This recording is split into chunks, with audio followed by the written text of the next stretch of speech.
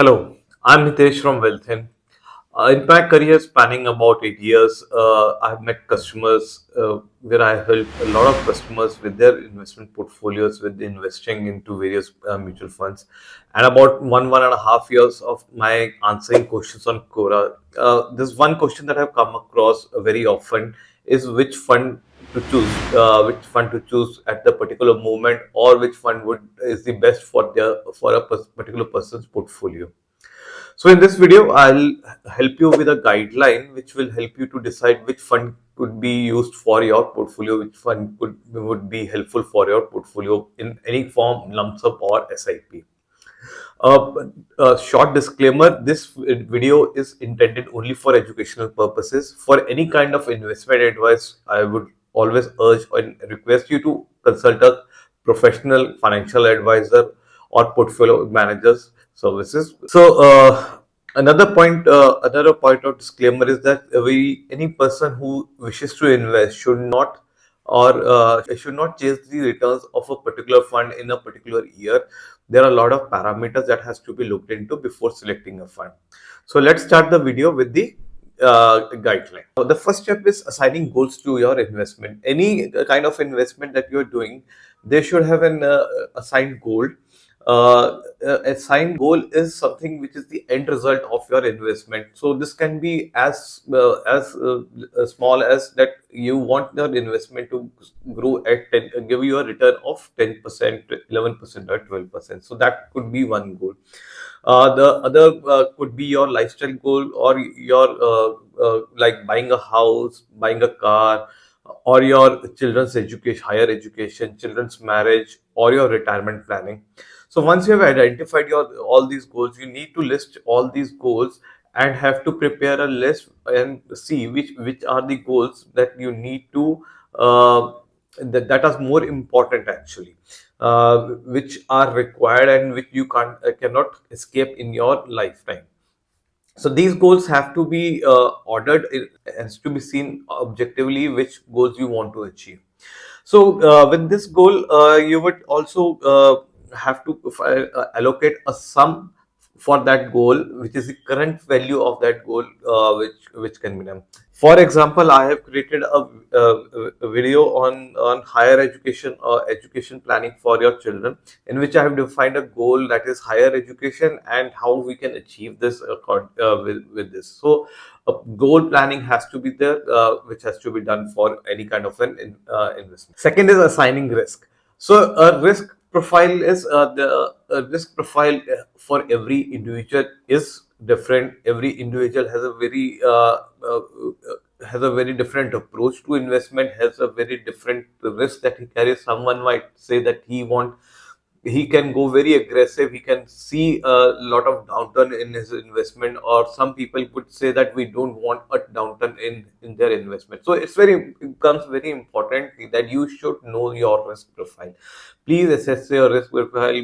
Don't invest anything before investing your risk profile. Third is assigning horizon to your investment. So any investment that you have done, once you have assigned your goal, once you have determined your risk profile, you need to see that when is your goal due, how much time is still there for your investment to grow. So every goal would have a timeline attached to it, so that you can decide which kind of investment would suit your particular goal. Fourth is asset allocation. You should work on your asset allocation. This is a very important part to be considered in any kind of an investment. I have written a blog. I would urge you to read through that blog. I have put up a description. I will put up a link for that in the description box, so that you can read through that.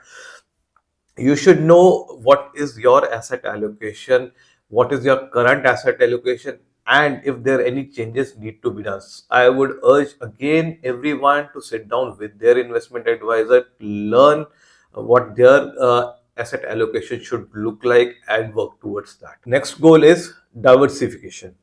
So any investment you do, it should be diversified. There's a old saying that do not put all your eggs in one basket. So this goes true for every kind of an investment. So do diversify your risk. Asset allocation and diversification does look similar, but asset allocation is more technical, and diversification becomes a part of that asset allocation. So you should consider diversifying your asset, your mutual fund investment in different asset classes, and sit with your advisor and see what suits you the best. So next part is emergency planning. So once you've done all your assign your goals, you plan your asset allocation, the emergency planning becomes a question. Have you planned what happens if for 6 months or 12 months you do not get your salary or you do not get your business income? What will happen in that case? Would you be claiming your investments, which might be not yielding the results that you wanted? Or so you do not want those investments to be touched, so you should have a minimum of 6 to 12 months of your expenditure in a very liquid instrument with a very low risk, as an emergency kind of a fund. The another part, the next is insurance planning. Once you have done your emergency planning, insurance planning, a lot of people look at it as a kind of an expenditure, but it is a protection layer which helps you to protect all your investments that you are doing, all your goals or your dreams or your financial planning activity. This insurance planning would help you to build a security layer about around all your investments, so that you do not have to touch on your investments in case of any medical emergency or any personal loss. So once you're done with all this activity, you would have a profile ready for yourself, and now you can go ahead with analyzing of your fund. So let's start analyzing what kind of fund you could use in, and what parameters you should use. So the first parameter is definitely the past performances. Even though past performance is not the criteria, as I have been already always saying, that this is not the best criteria to look into fund, but definitely we have to look into the fund's past performance, ranging from 1 to 10 years, to see where the fund have how the fund have been performing in the past. Were there any challenges in the fund in some years, and how they have been able to tackle any downturn in the market which they might have witnessed. Next comes the rolling returns.